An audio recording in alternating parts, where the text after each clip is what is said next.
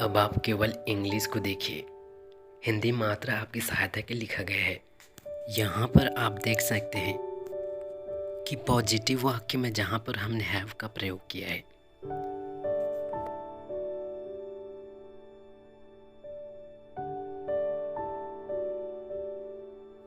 Negative वाक्य में उसके पहले हमने डू नॉट लगाया है।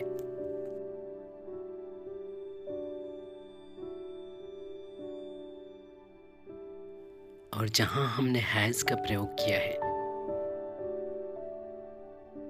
नेगेटिव वाक्य में हमने उसके पहले डज नॉट लिखा है और फिर हैज़ को हटाकर हैव लिखा है।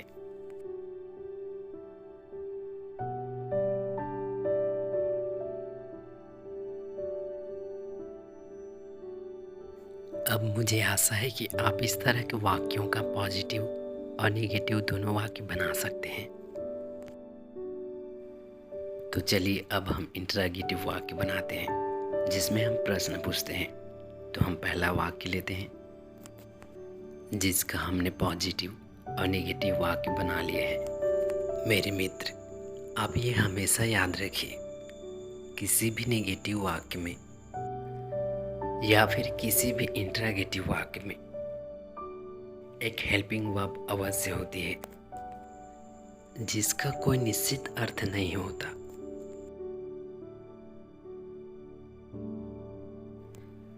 यहाँ पर डू एक हेल्पिंग वर्ब है, इसका कोई विशेष अर्थ नहीं है, यह केवल वाक्य को बनाने में सहायता करता है। इंटरॉगेटिव वाक्य बनाते समय हेल्पिंग वर्ब हमेशा सामने लिखा जाता है सब्जेक्ट के पहले और अंत में क्वेश्चन मार्क लगाया जाता है। तो आप यहाँ पर डू को सामने रखेंगे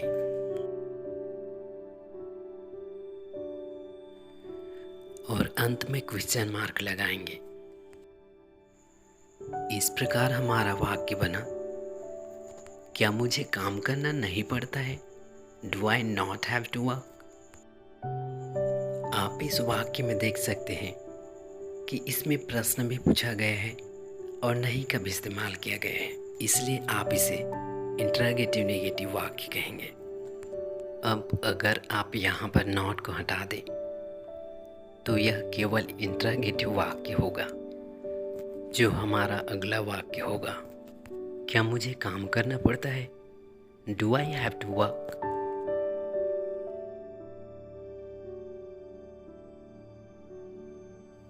अब अगर आप कौन, कब, क्यों, कहाँ, कैसे, किस लिए इस प्रकार से प्रश्न पूछना चाहें तो आप डू के सामने वह वर्ड लगाएं जिसमें आप प्रश्न पूछना चाहते हैं।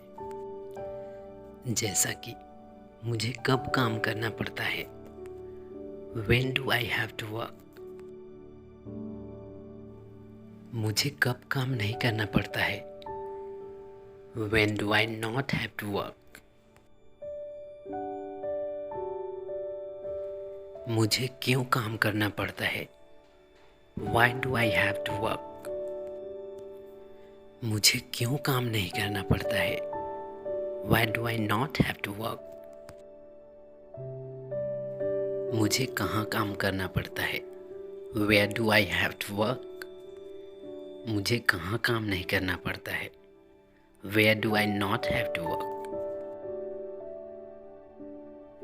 मुझे कैसे काम करना पड़ता है? How do I have to work? मुझे कैसे काम नहीं करना पड़ता है? How do I not have to work? मुझे किस लिए काम करना पड़ता है? For what do I have to work? मुझे किस लिए काम नहीं करना पड़ता है? For what do I not have to work? अब आप इन दोनों वाक्यों को देखिए। मुझे काम करना पड़ता है, I have to work। मुझे काम नहीं करना पड़ता है, I do not have to work।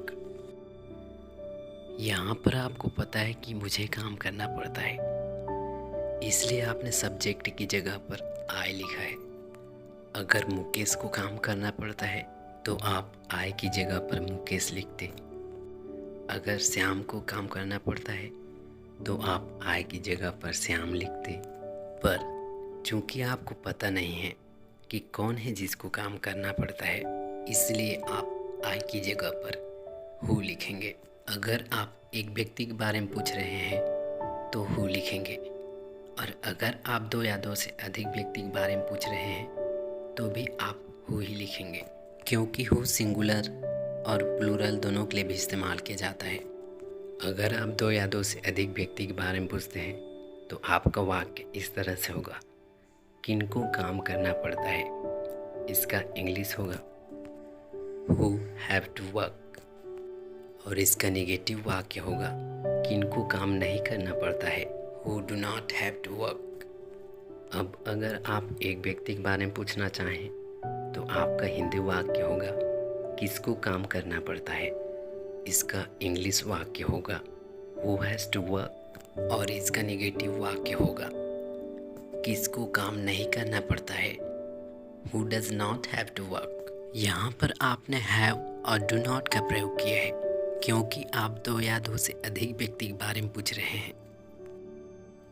यहाँ पर आपने हैज़ और डज नॉट का प्रयोग किया है क्योंकि आप एक व्यक्ति के बारे में पूछ रहे हैं। मेरे मित्र, इस प्रकार जब भी आप हु से क्वेश्चन बनाते हैं तो आप इन दो स्ट्रक्चरों के माध्यम से बनाएंगे। सब्जेक्ट को हटाकर आप उसकी जगह पर हु लिखेंगे और अंत में क्वेश्चन मार्क अवश्य लगाइएगा।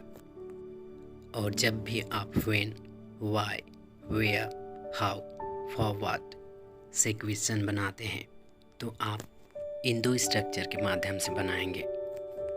टू के सामने आप वह वर्ड लगाएंगे जिसमें आप प्रश्न पूछना चाहते हैं। आशा करता हूँ कि आप समझ पाए होंगे। Thank you for watching my friend.